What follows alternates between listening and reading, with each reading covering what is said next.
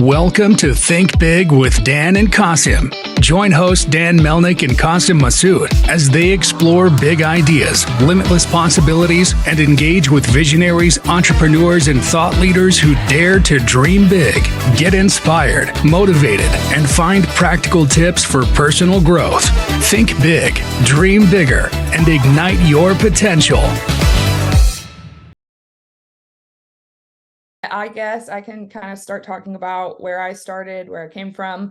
So my parents, my mom was an interior designer for residential, and my dad was a pilot growing up. He then went into the brokerage side of things about 30 years ago, I'd say. He was, about 30 years ago now. And so I grew up in the aviation industry and design world. And when I was in college, I went to Texas A&M and I did architecture and design there. And my junior year of college, I decided I want to design the interiors of airplanes. So that was a very niche dream. And so people were kind of like, that's really weird. I don't know how you're going to do that. How are you going to get into that? I got very blessed. And right out of college, I worked for a major completion center over at Alliance Airport. And we did head of state airplanes and VVIP wide bodies. So I worked on 747s, 777s, 787s, and essentially they'd bring the planes in, we'd gut them, and we'd completely redo them. And they would be like mansions, flying mansions. It was an incredible experience. We got to work on some really big head of state programs with some really prominent people. Loved that. Ended up leaving there and going into carpet sales for aviation only. So I worked with designers and would help design these custom luxury silk carpets that would go in the airplanes. And so I started really falling in love with the sales side of things. And that's where my dad, who owns our company, Dallas Jet International, he was like, would you like to come join the team? And coming out of college, I could have easily gone straight into doing that, but it was very important for me to make a name for myself. I didn't want to just be Brad Harris's daughter. I wanted to be Lauren Harris in the aviation industry as my own entity. So I worked really hard to build up a reputation on the design side of things and then the sales side of things, and was able to merge that together. So now I'm the executive sales director at Dallas Jet International and aircraft designer. So I get to kind of do best of both worlds. It's my dream job. We buy and sell private aircraft and for corporate and personal use. And then I also do the interior and exterior refurbishments. So it's definitely a dream. I get to, go on these airplanes with people, and, a lot of times they don't understand all the intricacies of buying an airplane. And so with my design background, I'm able to walk into the airplane with them, and if it's got good bones, so if it's got good engines, it's on a program, the avionics are upgraded, but the interior and the exterior is outdated, then I come in with my materials and I say, hey, look what we can make this. Let me show you this leather color. Let me show you this plating color. Let's see how we can envision and make this interior custom to you so that you're getting a great airplane with great bones and the interior that you want. And when you're ready to go and sell it in a couple years, when you want to upgrade, you're getting $1 to $2 million added value to your aircraft for having that updated interior exterior. So really cool. So what was the biggest challenge you had when you were coming from the outside and then joining back into your family business? I think the biggest challenge is definitely keeping it work and personal. When I walk into the office, my dad is not my dad. My dad is my boss. And I respect that. We respect that relationship. We keep it like that. And then when we have Sunday family dinners, he's my dad. And we let go of that. We'll still talk about work. But my stepbrother's actually in the industry as well.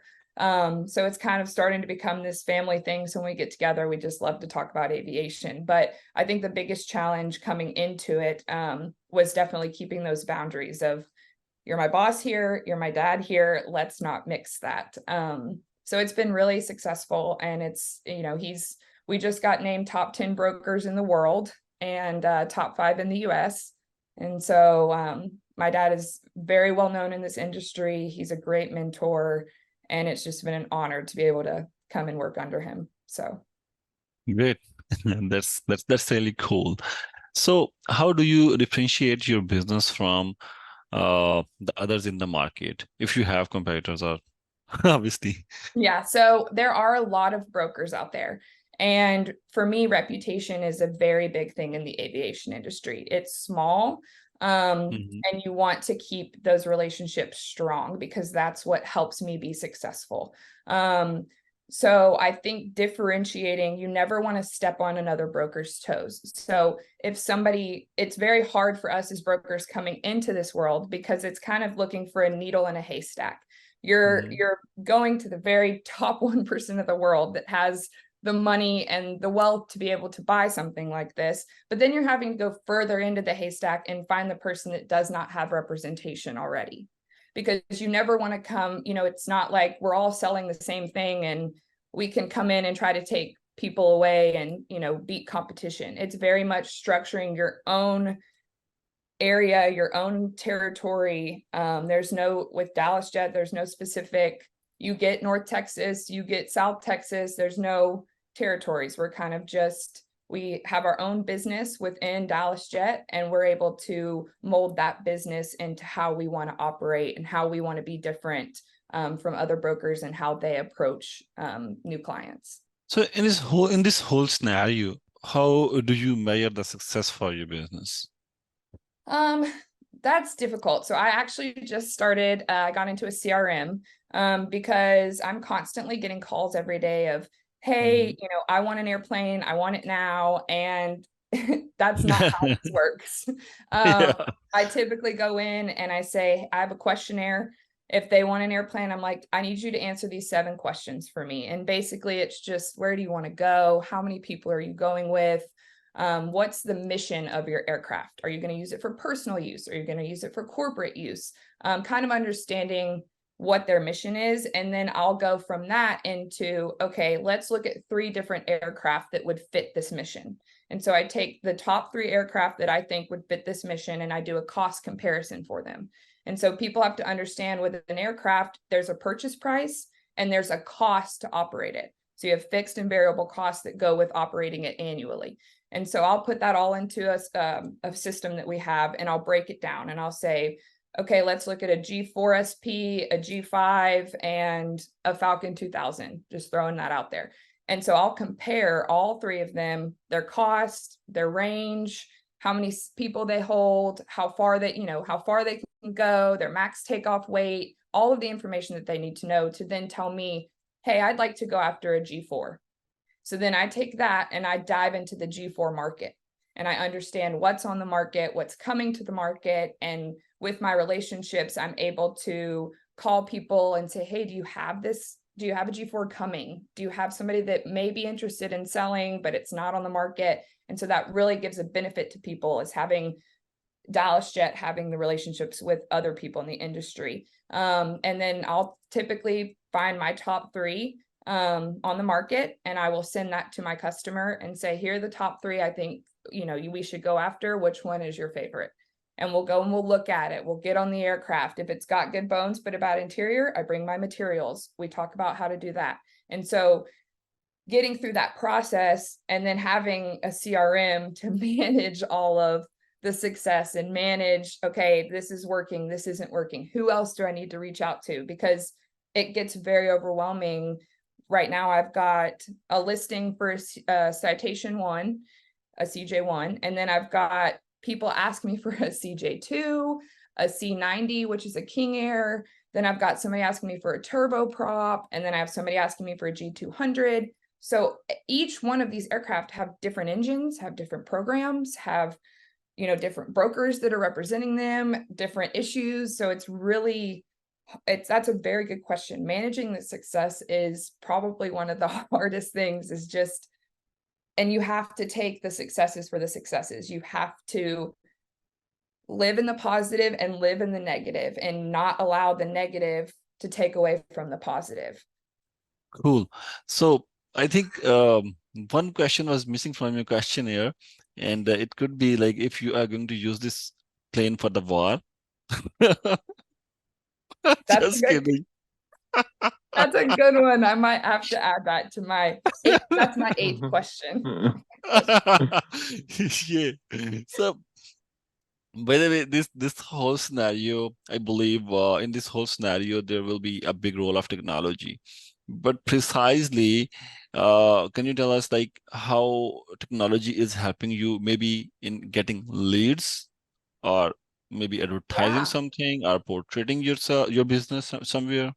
Right. So I have really started to dive into the Instagram platform. I've started about a year ago. I've got a little over 500 followers right now, which isn't as Hmm. much as I would like, but it's very important. Things are starting to move towards social media. And I really truly believe that in the next couple of years, eventually we're going to move away from emailing and, texting, and it's going to go to all social media. And it's just, I'm getting, I'll post something and people will reach out to me on Instagram. Hey, can you give me a little bit more education? Hey, I'm looking for an aircraft for my family. We've got the money coming in. Can you kind of guide me through this? I've gotten 3 actual deals from Instagram in the last year. But I think social media technology wise, I think the CRM is a great thing for brokers to use just to be able to track their success and manage their everyday, because it can, as a broker at Dallas Jet specifically, you're your own boss. You eat what you kill. We are commission only. We do not have salary. So it is a constant hunt of finding new clients, finding deals. And for me, none of it is about the money. For me, it's about helping people understand, be educated, and feel confident in the decision of buying an airplane. That's a huge decision to be like, hey, I want to buy an airplane and operate it every year. Okay, well, let me help you understand what that's going to look like. Let me show you what hangar space is going to look like, and pilots, and having to get your whole team together. But technology, I think, is very advanced, and it is very important to be in the know with technology to be able to be successful. So, have you ever thought about adding AI, artificial intelligence in your processes, in your system somewhere? I am very unfamiliar with the AI world. My fiance is very much into it and understands it, and he's a little younger than me.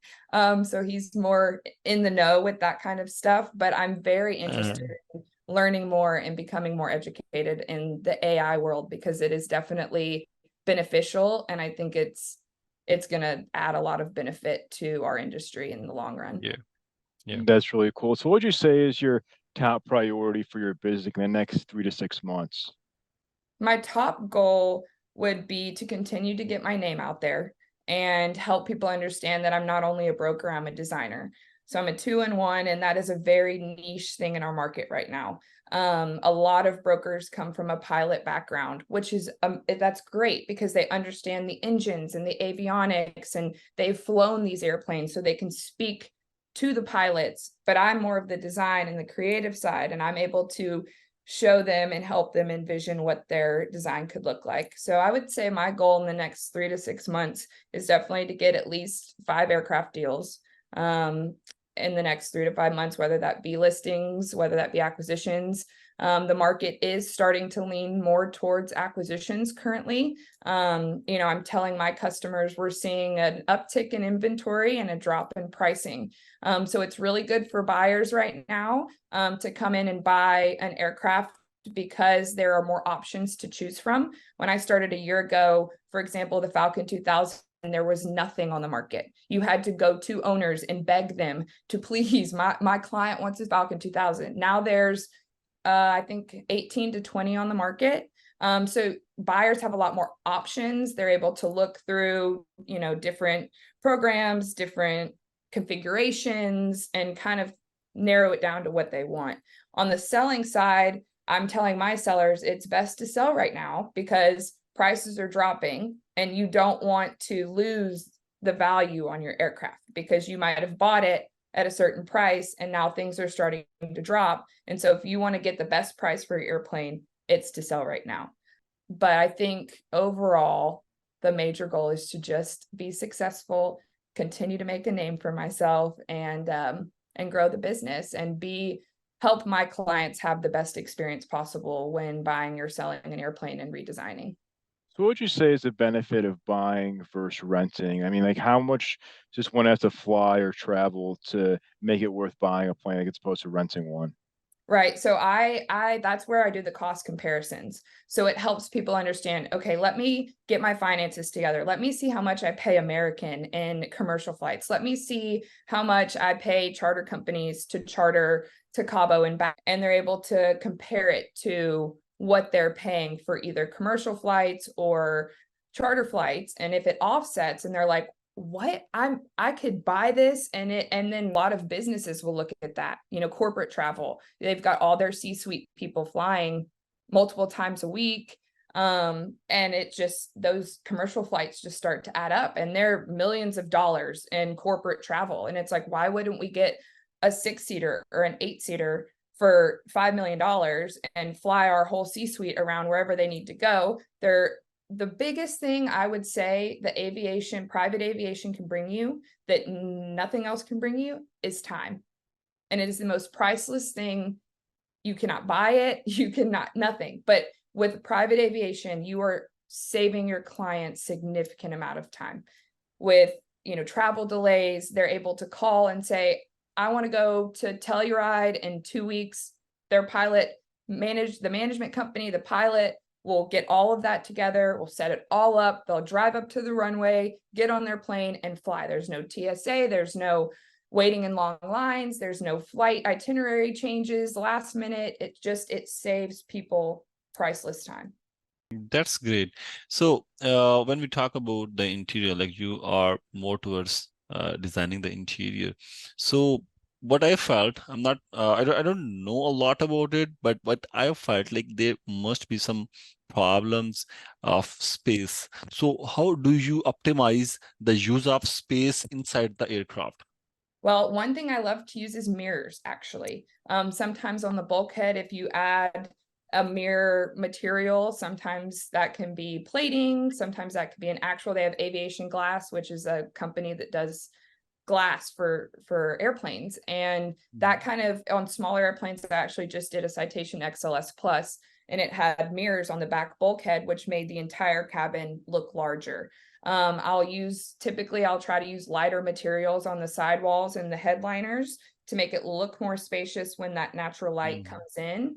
And sometimes we'll reconfigure the seating arrangement. We'll make it a club where there's, a conference table here. And if they want to sleep, in the back, we'll put a bulkhead in between the two sections of the airplane so they can go in the back and rest if they would like to. But that takes a lot more time because you're having to go into engineering and you're having to restructure and get STCs and work with DERs and make sure that the FAA certifies it, it gets approved before. So there's a lengthier time if you want to reconfigure. On this XLS Plus, the guy just wanted his carpet, his seats, his sidewalls, the plating, and then the exterior redone. And so I was able to come in 6 weeks. And my specialty is when you go to service centers, you're in line.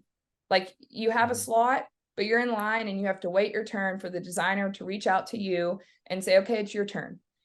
Bringing me in on the forefront, you get a more customized and personalized experience. I come in at the beginning, we talk about materials, we get those materials ordered into the facility so that when they're ready to start the work, the materials are already there. I can come do a visual inspection, get things working. Where's your plane based? If it's in Fort Worth, like my XLS Plus was, we did everything. My partner and I did everything in Fort Worth. The plane did not have to move. So we had the paint shop bring it in. We had the interior shop come take the interior out while they painted the exterior. And then they finished the interior at the shop, drove it back over to the plane, installed it, and the plane was ready to go in 6 weeks.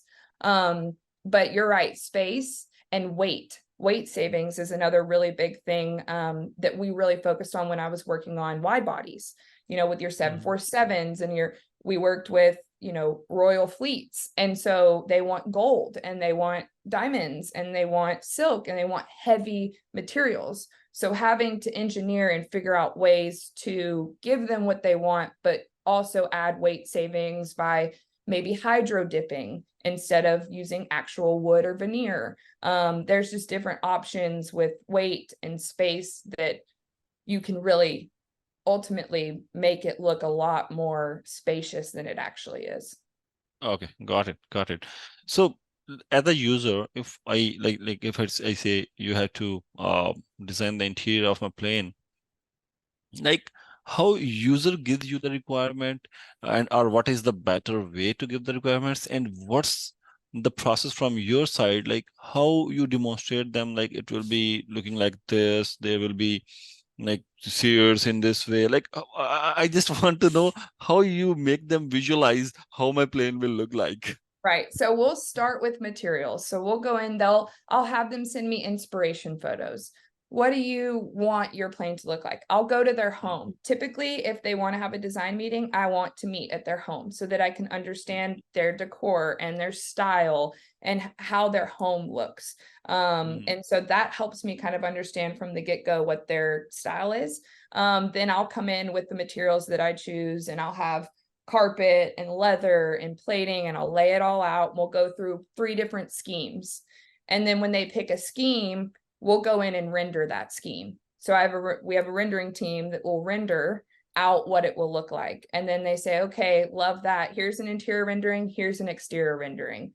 Check, love it, approved. So then we take that, we order the materials, we get the paint shop ready, we get it to paint, and then we start the process. But it's very important to understand what they want and what their style is, because they can get very offended if they have a certain style and you come in with black veneer and, shiny platinum plating, and they're like, you don't even know what you're doing. So it's very important to know their style and have good palettes going into your meeting. Awesome. So how do you find like the best material for the planes that you're working with? With my background in design, I have a lot of friends that are vendors. And I've just created really great relationships with those. So I've got a couple carpet vendors I work with, couple leather vendors I work with, and then I really just, based on where the aircraft is and who's closer, that's kind of who I'll go with. But one thing you have to keep in mind is all the materials have to be fire retardant. So they have to be non-flammable, because you can't have a material up in the air that just, burns into flames if something happens. And so every material that we choose, we have to get sent out for flame treatment. And sometimes that flame treatment can alter the material. So it's very important to get your materials flame treated and then have your customer see and feel what it's going to look like after it is flame treated, if it needs flame treatment. Some materials in aviation, good to go. They're already, flame treated and you don't have to worry about it. But if the customer wants something really specific, you might have to go and do some flame testing and just make sure that it'll work. And then once they see, okay, all of this fur that I want on my couch is going to singe, I don't want to do that anymore. So it's really just educating and helping them understand the rules and regulations, but that we can still make something extremely beautiful with aviation grade materials. That's cool. So if we're going to have this conversation again in 1 year from now, where do you expect things to go for your business? Wow, that's a really good question. I'm in the process of joining a couple boards currently. So the Women in Aviation Board, the NTBAA board, which is the North Texas Business Aviation Association. They kind of branch off of NBAA. I am an NBAA YoPro. So we get to go to Capitol Hill and advocate for the aviation industry and help educate the government on, the FAA and regulations and why they're important. So it's a real honor, I think, continuing to be part of the board, continuing getting educated. I'm actually going to a sales course in September here in Dallas. And, I just really hope that I've created a good base of clientele that trusts me. Brokerages is a lot about word of mouth. It's, hey, work with Lauren Harris. And that's really how my dad has gone above and beyond is, hey, call Brad Harris, and so it's doing deals, doing them well, creating relationships. All of my clients are family to me. You know, once we get a deal done, it's not like, good luck, have fun. It's you're part of my family now. And I want to make sure that you're taken care of from the time you get your plane until you're ready to come back. And if you typically, a lot of people get in a smaller plane that they start out with, and then in 2-3 years, they're like, I want to upgrade. I love this. You know, I'm adding more to my family, or we're going to travel with more people. Let's upgrade. And then they come back to me because they had such a good experience on the first time. So I see myself having a very solid client base with the interior design side of things really growing and being successful as well. Awesome. So if somebody wanted to reach out to you, what's the best way for them to find you? If you can share like your website or your email, the best way to contact you. I would probably say my Instagram. It's Lauren Dallas, or Lauren_Dallas Jet on Instagram. And I'm constantly on there asking, you know, questions, posting educational content. I do a spotlight every Friday on different aircraft and the highlights on each aircraft, just to help educate people. And so I think that my email is lauren@dallasjet.com. It's pretty easy. So if you ever need to reach out, that's another avenue that you can get a hold of me. Sounds good. Well, Lauren, thank you so much for your time. We're rooting for you and wishing you the best of luck. Hopefully, in a year from now, we can chat again. You'll have even more business. Awesome, guys. I really appreciate it. Thanks so much for having me. Thank you. Thanks, Take care. Lauren. Bye. Goodbye. Bye.